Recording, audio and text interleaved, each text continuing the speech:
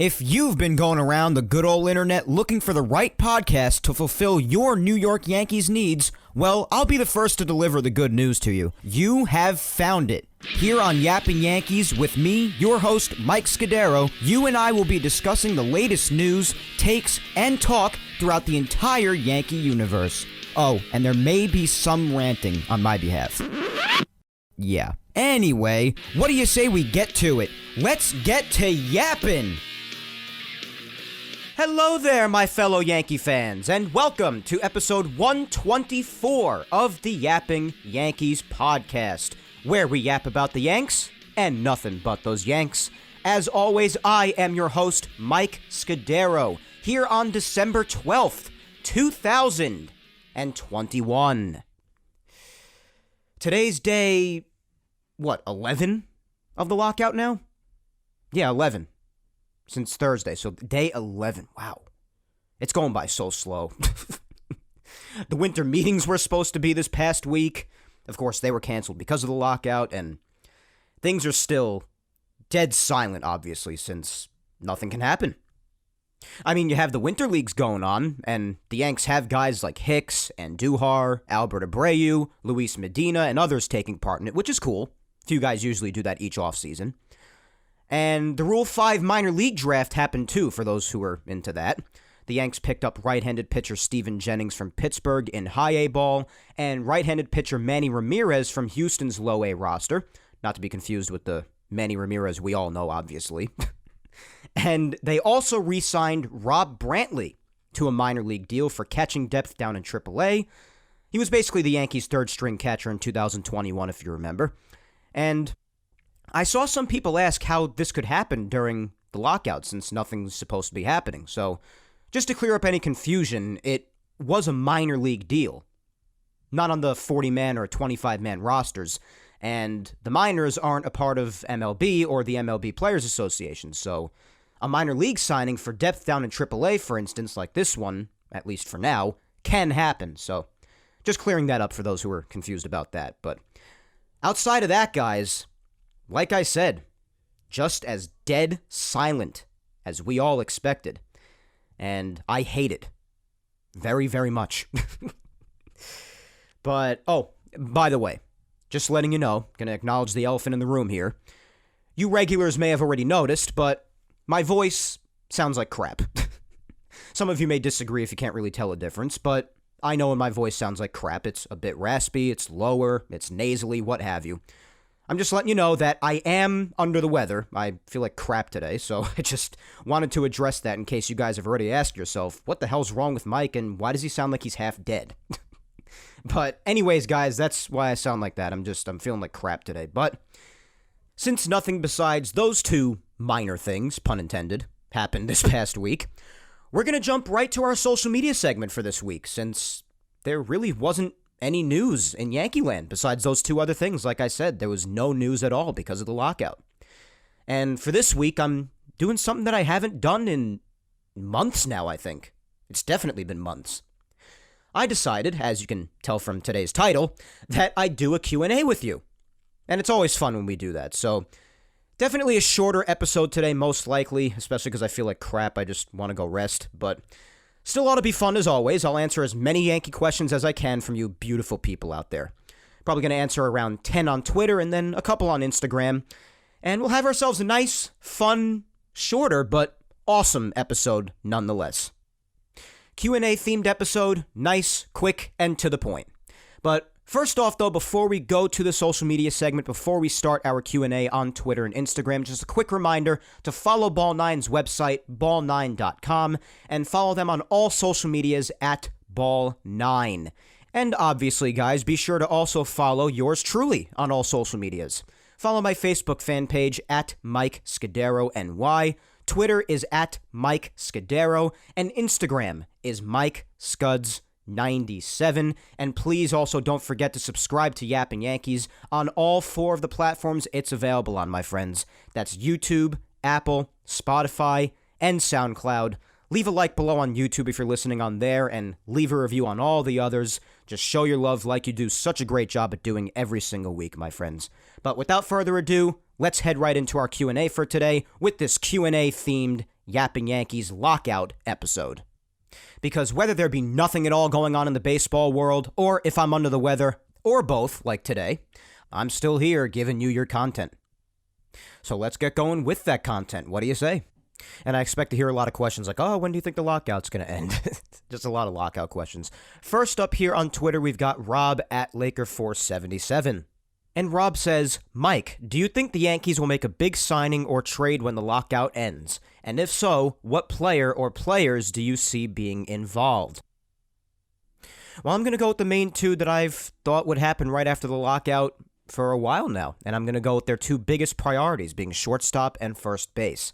Many of you know that I want them to either get Carlos Correa or Trevor Story. That goes without saying. Either one will be fine with me. I think both of them are unbelievably talented. But if you remember my shortstop episode many, many weeks ago, then you know who my preference is, truly. I prefer Carlos Correa on the Yankees, despite all the history and everything. But regardless of all that stuff, I don't want to get into all that again. But back to your question, with the moves that I expect them to make right after the lockout ends, definitely shortstop should be one of them. I'm not saying that'll be the first because there are a lot of different things they could do, but that should definitely be one of the first that they do. And the next should definitely be for first base, which we've spoken plenty about this as well. We've spoken about the possibility of bringing Anthony Rizzo back for the right price. We spoke about the possibility of trading for Matt Olson, which I would love. And also, of course, which I would love because he is a top first baseman in the game, of course. Also, the remote possibility. I say remote because I don't really see it likely of him leaving Atlanta. Like I've said, I just really don't see it happening. But some people have even thrown around the idea of Freddie Freeman. Now, just like shortstop with Carlos Correa or Trevor Story, I would be fine with either one, although I have my preference with that. I do have my preference with first base too, but don't get me wrong. I would be fine with any of those three, being Rizzo, Olson, or Freeman. But if I had to choose, you put a gun to my head, then I'm going to say Olson because of the lefty power, the incredible defense, which Freeman has both of those. But the one outlying thing that Olson has over both Rizzo and Freeman, even though Freeman is showing no signs of decline whatsoever, even at age 32. But Olson does have age on his side. I hate to be sort of ageist, but it's the truth. He's younger than both the other options in Rizzo and Freeman. So Olson is a really enticing option. Those are the first two things that I would really like to see the Yankees do right out of the lockout. I want them to go for the shortstop. I want them to go for first base. Those are the two biggest priorities in my opinion, and I definitely want to see those happen right after the lockout ends. I want to see no time wasted. And then, of course, there are also the rumors that you may have heard from this past week that the Yankees, before the lockout, were aggressively pursuing the Japanese outfielder Seiya Suzuki. Now, if he came to the Yankees, he'd probably play left field, if I had to say, because they keep on saying he's primarily a right fielder, but I just don't see the Yankees moving Aaron Judge to center field or even to left field on a permanent level, so I really think that he would probably play left field, and then you probably try to transition Joey Gallo to center if he's to stick around, which I assume he will. But then, of course, there's no room for Aaron Hicks, but honestly, you guys know that I'm really not that big a fan of Aaron Hicks anyway. I know some people have said he looks decent in the Dominican League so far, and that's fine. But I don't really know. I've lost a lot of faith in Aaron Hicks, his ability to stay healthy, his defense, not a fan of his offense despite being a switch hitter. I've spoken about all of it already.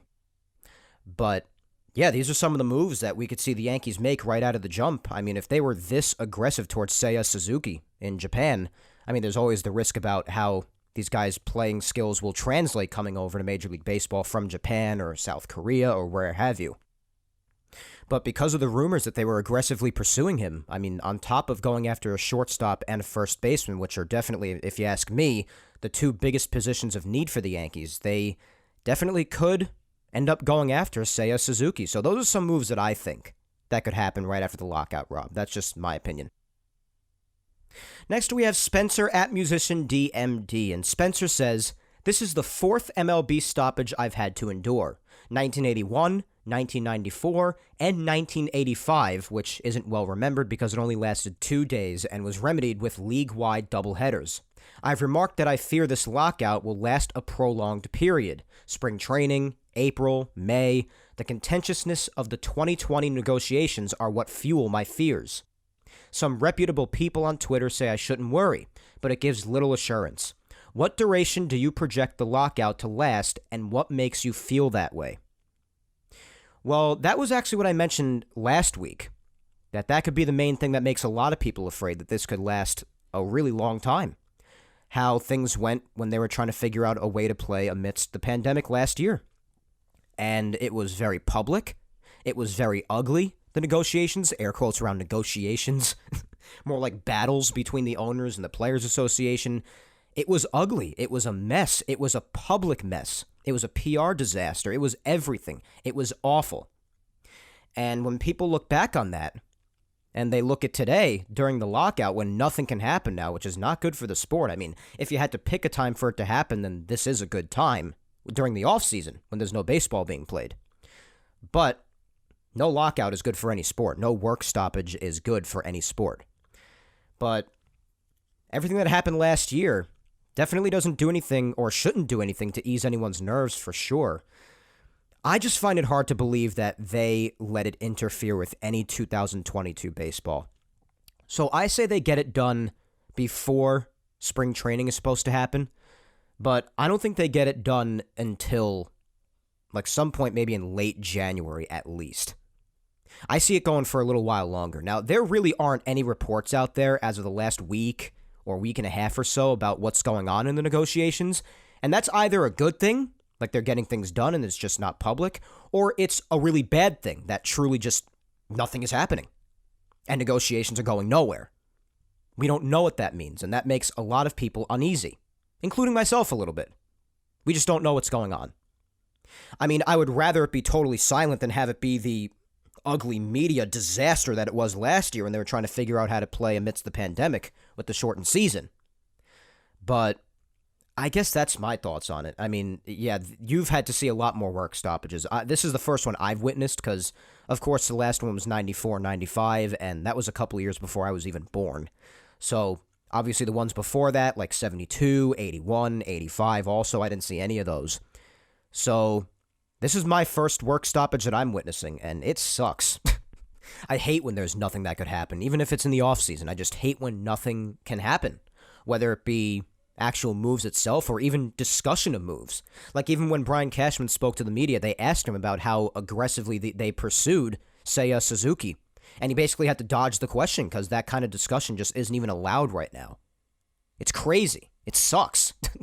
It's actually the worst.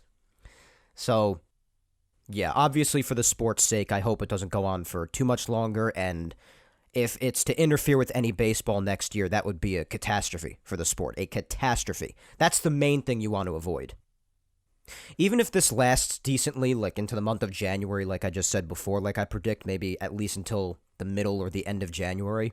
I mean, as long as it doesn't interfere with baseball. If it ends in January, then fine. But the main priority is that it doesn't affect baseball next year. And I do think that despite the contentious relations between the two sides, the owners and the Players Association, that they do get something done before any baseball is set to be played. I can't imagine they actually want this to interfere with any actual baseball being played next year, so I'm going to remain confident and say that they figure something out before baseball is supposed to start next year, but I do think we're in this thing for a little while longer, at least another month or so, at least. Rebecca at Peace Now for Life asks, after the lockout, do you think the Yankees will add a starting pitcher? If so, who do you realistically see them adding? Well, now this is an interesting question because I'm yet to get around to the starting pitching conversation because it's mainly my last big position of discussion that I haven't hit on yet majorly on this show this offseason yet. I've hit on basically everything else. As far as shortstop, first base, center field, even catcher, I've gone around. And I've hit on some other aspects of the team too, depending on some people's social media comments. But I haven't really gone too in on starting pitching yet. But if you look at the board, a lot of the starting pitchers that were being discussed were really signed before the lockout happened. You got Kevin Gossman off the board. You got Robbie Ray off the board. And whether you think that these guys or others got overpaid or not, that's another story. I'm just saying they're off the board right now. So the discussion now as to who they could add for a starting pitcher after the lockout differs from what it would have been weeks and weeks ago before the lockout. But you got Gossman, you got Ray, you got Scherzer, you got Verlander, you got plenty of others off the board now. And the main one that everybody seems to talk about is Carlos Rodon of the White Sox. Now, The one thing about him is that there is some injury risk involved with the shoulder, which is why some teams may be only willing to commit to him for 1 year. But he also is a Scott Boras guy, so he might not settle for 1 year. So we'll have to see what happens with him, but he could be an interesting, hard-throwing lefty that the Yankees could add to the rotation, if they could agree on a contract, of course. But he is coming off of a great comeback season after really being forgotten in baseball the last few years, but he's coming off of a great comeback season, but he does have those shoulder problems, like I said, so it'll be interesting to see what happens with that, because teams might not be willing to commit long-term, but Scott Boras, his agent, everybody knows who Scott Boras is, the infamous Scott Boras, said that he's not going to be signing a 1-year deal. So I look forward to seeing what happens with him and if the Yankees are at any point in on him after the lockout's over. But Rodon seems to be the main guy, because you look at a lot of the other names, like I said, Gossman, Robbie Ray, and you got Max Scherzer, you got Stroman. Other guys have come off the board, like Eduardo Rodriguez, John Gray, Steven Matz is even off the board, Alex Wood. I mean, the list can go on and on. So I'd say one guy, if there is a possibility of it happening after the lockout for starting pitcher, given everybody that's come off the board already, I'd say it could be Carlos Rodon. I mean, we'll see. We'll see what they do and if they could come to agreeable terms with him if they're interested in him. And now that I see him, there is another name here that I definitely think could be interesting for some people if some would be interested in it. Would any of you be interested in a reunion with Michael Pineda? That could be another name. He's still a free agent right now. Pitched in 22 games last year in 2021 to a 3.62 ERA, and obviously going on 33 in January and having had injury problems in the past, he's not the Michael Pineda we remember in 2014, for instance, when he pitched to a 1.89 ERA with the Yankees in 13 starts. But if you ask me, not only because he's getting a bit older and he's had injury troubles and he's not the Michael Pineda he used to be, but also all that pine tar mess at Fenway Park. I don't know how many of you remember that, but I don't know, I'm just not really interested in a reunion with him. Sort of have a bad taste in my mouth with him still, going back that many years. As silly as that might sound, but I still do. But as far as starting pitching, those are really, I don't know, just a couple of names I'm throwing out there. There might be others out there that I'm missing. My head's kind of in a fog right now for obvious reasons. But yeah, Carlos Rodon, that's really the main one that I could see maybe the Yankees at least reaching out to. I mean, we'll see what happens after the lockout's over. Laura_Icemont. Laura asks, since the Yankees also need to address first base, who do you want to play there and why? Well, I sort of addressed this before, but I'll say it again. I would love Anthony Rizzo. I would love Freddie Freeman. I would love Matt Olson. Any of those three are terrific. But especially because of age and upside and years of control and just pure talent at this point of his career, lefty, power hitter, terrific defense. I mean, I just have to go with Matt Olson over the other two. I mean, it's tough because, I mean, if you offer Freddie Freeman up to me on a silver platter, I'm going to be like, oh, get Freddie Freeman. Or if Anthony Rizzo's at a reasonable price, despite people thinking for some reason that he's old at 32 or 33 years old and that he's declining tremendously like some people have claimed, which I don't agree with. I acknowledge that he wasn't quite what he was years ago, but I don't think he's declined so much to the point where he would be bad. But if it's for a good price, I'd gladly take Anthony Rizzo back. But of all of them, I mean, for all the reasons I've mentioned, even going back to the first base episode where I just spoke about first base, and even what I said before, I think I've made my thoughts more than clear that Olson's my guy, and I would want him on the Yankees if the Yankees end up trading for him. I would be thrilled with that. Absolutely thrilled. My good friend James at Rebirth Chaos 09 says, I've been high on Correa. So my question is, when this lockout ends, how much would you give Correa? And also, what should the Yankees do to address first base, center field, and the catcher situation? Well, with Correa, especially last week when we were talking about the money that Seager got, I mean, I think we all know that Correa is probably going to get more than Seager. Whether the Yankees are willing or going to be willing to spend that kind of money after the lockout's over, that remains to be seen, regardless of some people believing that they're not going to be willing to, which would aggravate me because they are the Yankees who reset the luxury tax last year for the express purpose of going nuts and having the opportunity, when you need a shortstop this winter, of having the best shortstop class we have seen in years. And then can you imagine not getting one of them? So I've already gone on a bunch of rants about this. I don't need to do it again, especially with feeling the way that I am. But yeah, so I mean, I would give I would give Correa, I mean, you'd probably be forced to give him more money than Seager if you were to get him, but I would be that into getting him, so I would give it to him. I mean, if it would be like 10 years, 340, I don't know, something like that, 330. I really don't know. I don't know what the official contract would be. And a lot of people have said, oh, they might be willing to go after Trevor Story more if he's willing to take less years for more money on average per year, more AAV. But, I mean, it remains to be seen. It's just speculation at this point, all around. But, I mean, I've made it clear that I want Correa too, James, so I hear you. But it's complicated because he's going to want a lot of money. He's going to want stupid money. And more than Seager, I'm telling you. If it's not more than Seager, I mean, that'll be the shock of a lifetime for me. And as for the other positions, I mean, I've said it. For first base, I would love Matt Olson. That's my ideal pick. I would be totally fine with Freeman or Rizzo, too, for the right prices. Especially Freeman. I mean, Freddie Freeman is Freddie Freeman. Of those three, I mean, the top contenders have to be Matt Olson and Freeman. But, I mean, Matt Olson's my guy. I just think he's such an attractive option. And for center field, I mean, I've said it before. I mean, Kevin Kiermaier's out there. A lot of discussion's been thrown out there about the Rays wanting to give him away. Of course, he is a stellar defender. Not as strong with the bat, but, I mean, especially with the glove. I mean, the Yankees have been firsthand witness to his unbelievable defense in center field. I mean, how many hits has he robbed from people over the years? Can we even count?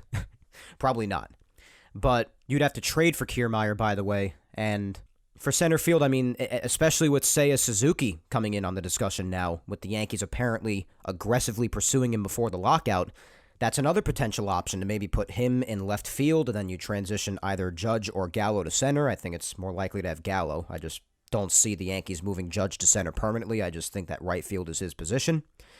But like I've also gone on to say, especially when I discussed center field in depth, that if they don't do any of these options, or maybe even more that someone else might have out there in their minds, then I think it's very, very safe to say that whether we like it or not, and I don't really like this, that it's a safe bet that we will see Aaron Hicks as the Yankees starting center fielder in 2022, which there are better options out there. We've spoken about this, or there have been, whether it be people who are off the board right now or not.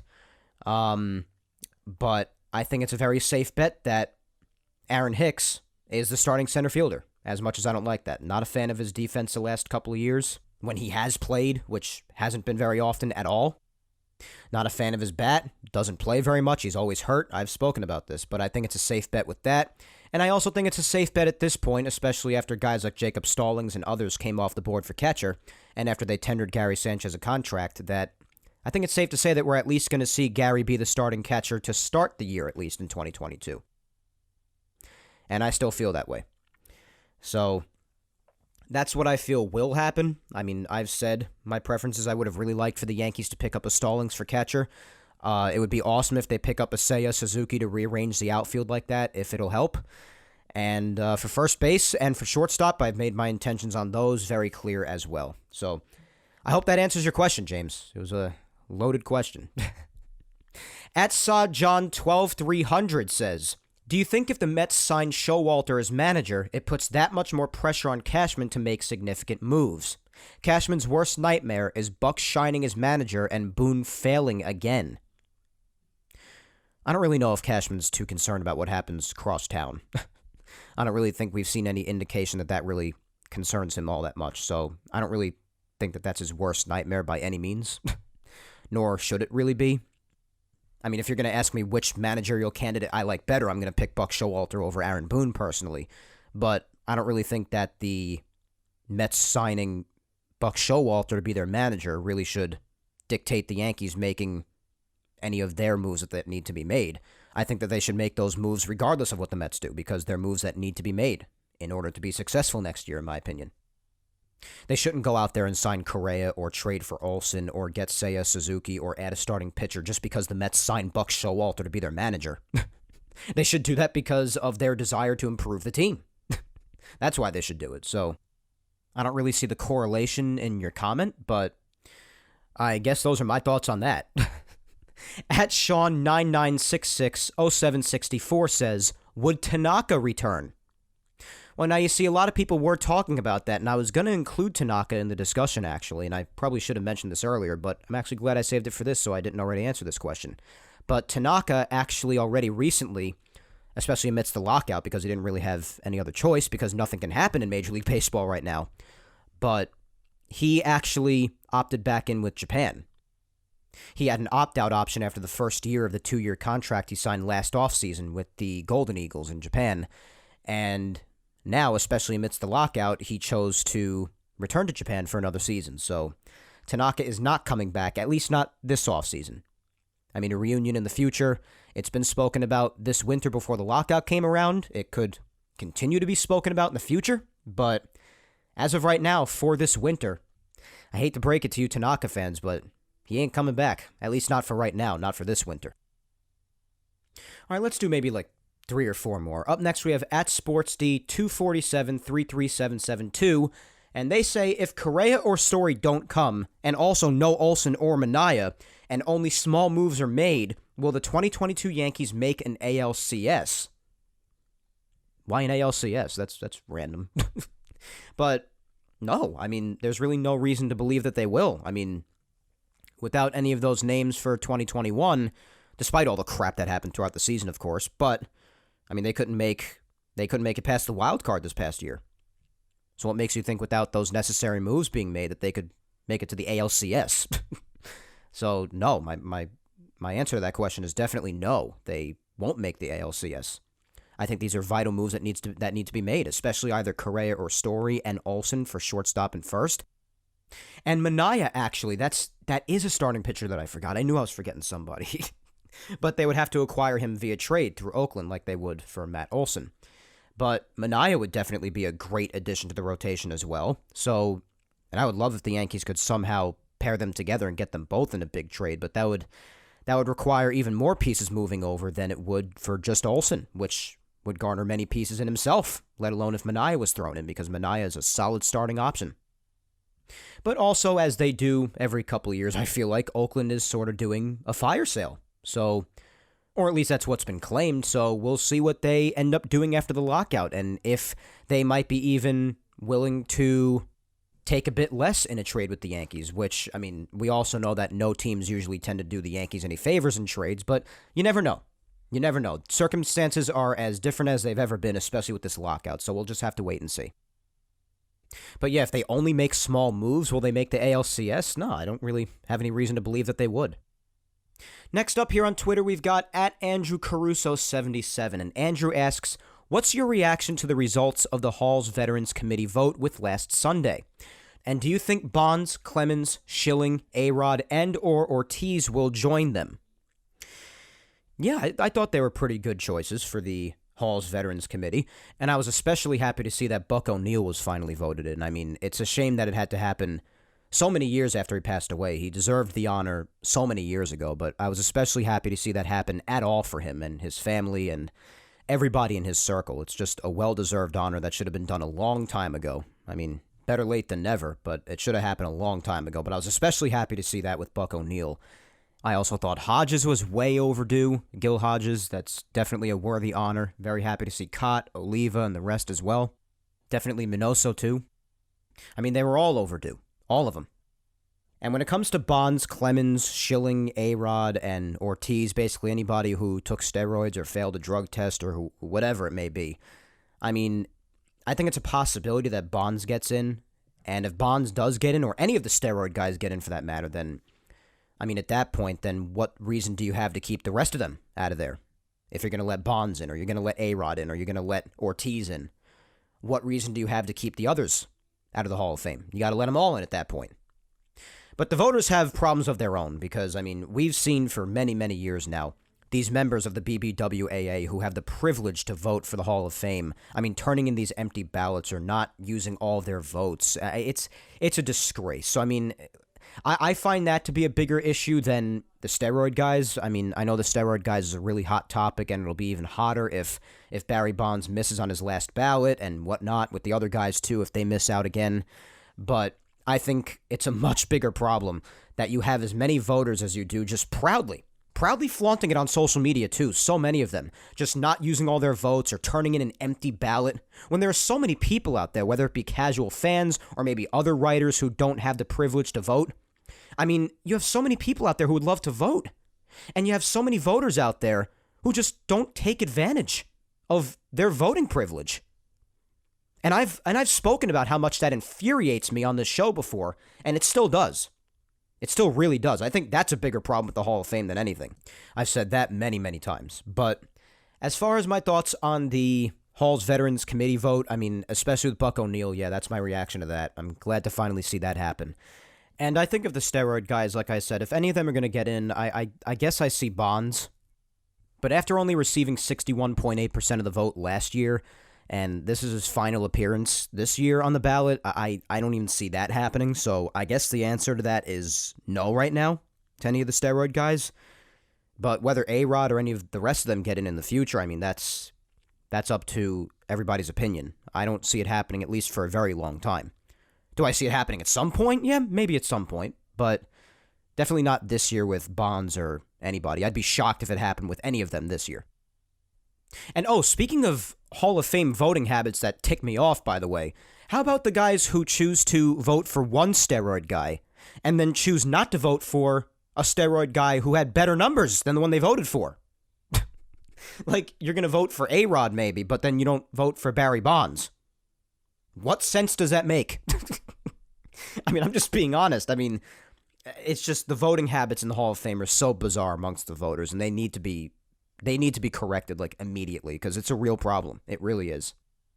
Every time I think about the Hall of Fame, I get upset. Let's just move on to the next question.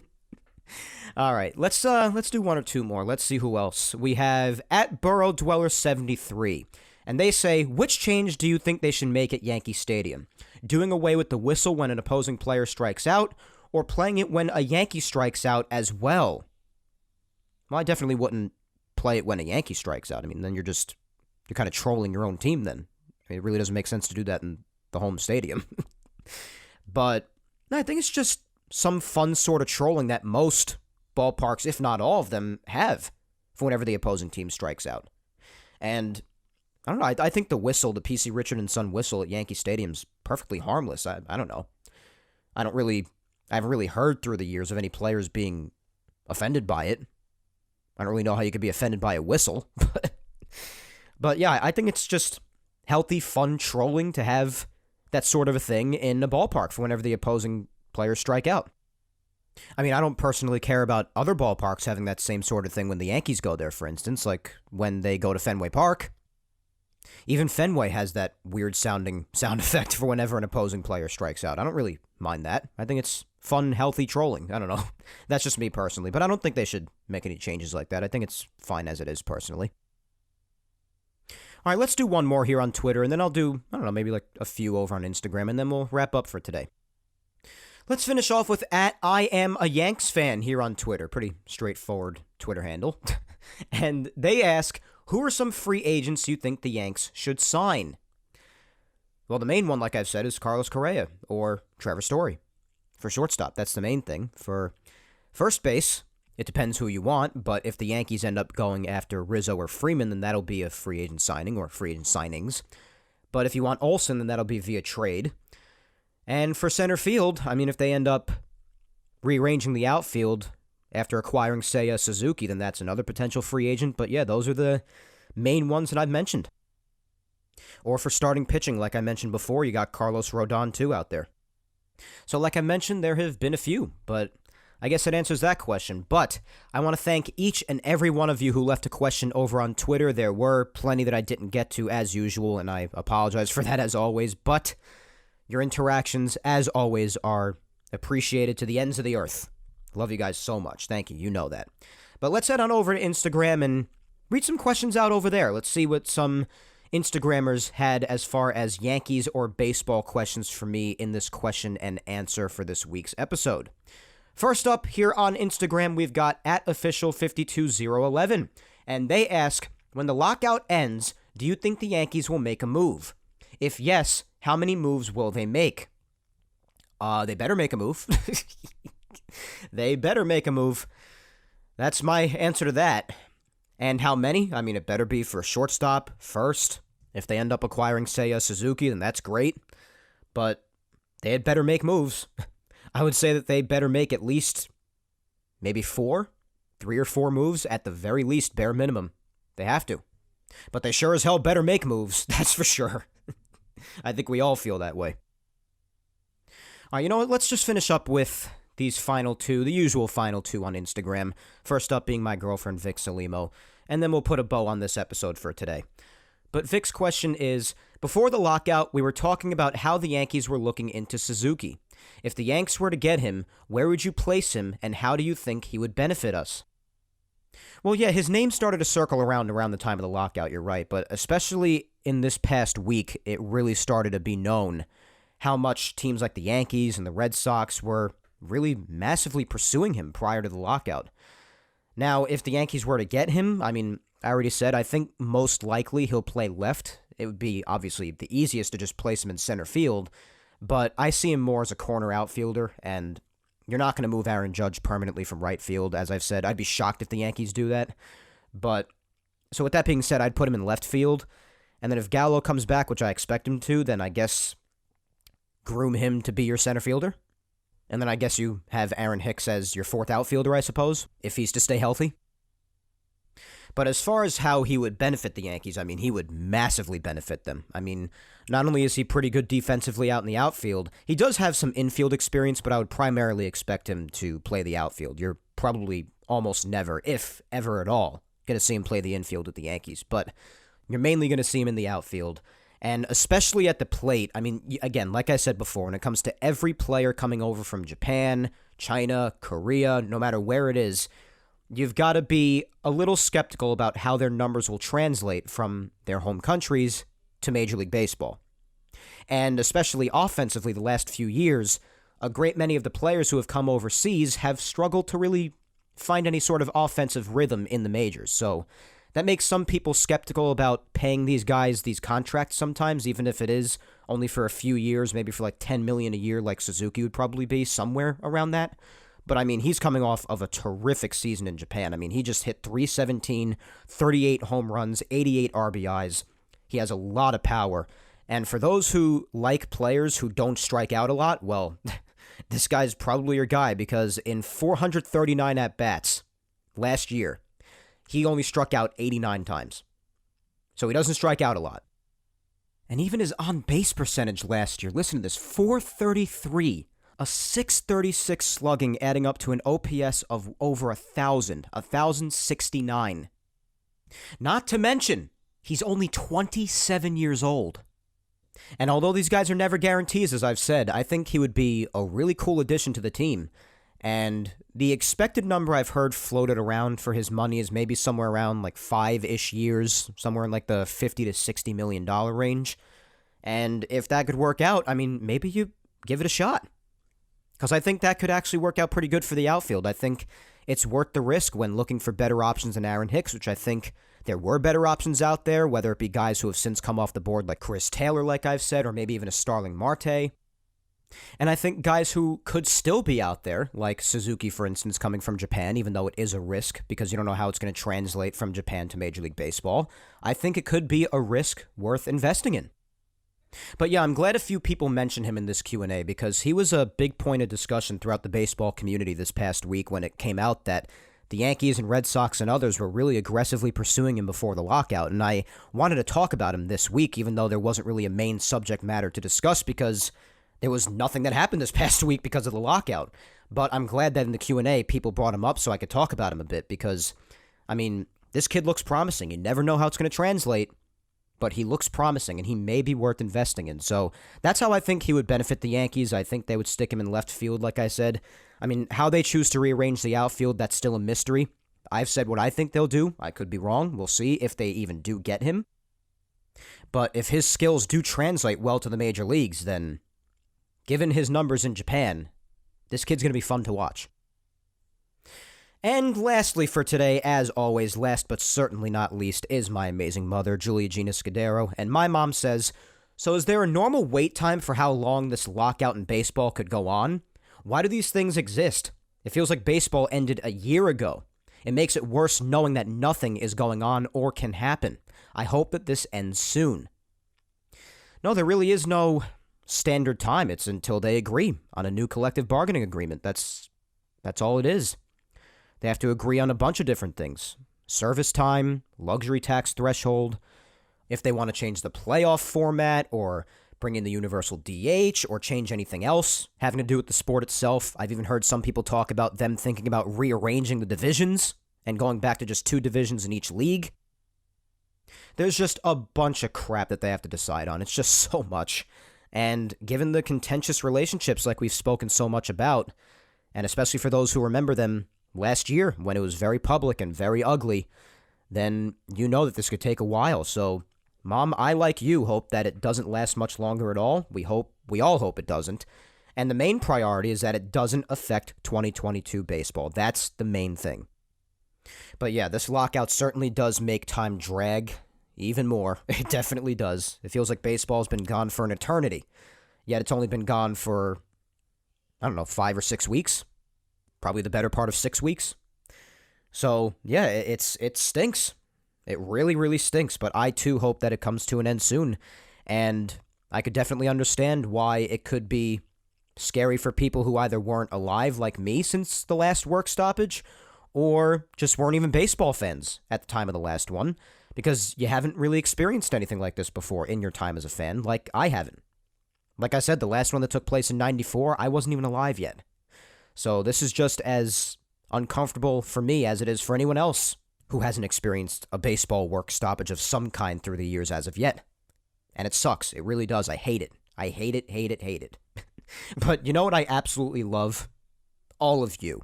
For your interactions with this week's Q&A. Your questions were awesome. We got to hit on a lot of things. I had a really good time despite feeling like crap today. I really want to thank you all for lifting my spirits, because you honestly did. I love talking Yankees. No matter how bad I'm feeling or what's going on, talking about the Yankees, talking with you, it always makes me feel better. So I just want to thank each and every one of you for your interactions, whether I got to you or not. And if I didn't get to you, you know the deal. Just keep on replying every single week, whether it be a Q&A, a poll, an open-ended question. Doesn't matter, guys. Just keep on interacting every week, and eventually, I'm going to get to you. But your interactions, whether I get to you or not, never go unnoticed. And I truly do appreciate them more than anything. But as for today's episode, guys, episode 124, that is all for episode 124 today. And like I said, despite it being a shorter episode, I hope that you still enjoyed, and I hope my answers to your questions were to your liking. But before I bid you farewell for this Sunday, just please remember, guys, to follow me on all social medias. Facebook fan page is at Mike Scudiero NY. Twitter is at Mike Scudiero. And Instagram is at Mike Scuds97. And please remember also to subscribe to Yapping Yankees on all 4 platforms it's available on. And that's YouTube, Apple, Spotify, and SoundCloud. Leave a like below if you're listening on YouTube, and leave a review if you're listening on any of the other 3. And if you had the time, my friends, listen to the past Yapping Yankees episodes that you might have missed. Episodes 34 up to episode 124 today are available on YouTube, and all Yapping Yankees episodes, including today's, are available on SoundCloud, Apple, and Spotify. Once again, thank you 3000 for listening to me yap today, my friends. I am Mike Scudiero, and I will talk to you next Sunday, December 19th, when I come at you with episode 125 of Yapping Yankees. But until then, guys, hang in there, be patient, please stay safe, look out for your loved ones, and thank you so much for spending your time today with me here on this second Lockout Yapping Yankees episode. And thank you for bearing with me even though I'm not feeling at my best. I really do appreciate it. But enjoy your week, my friends. Take care.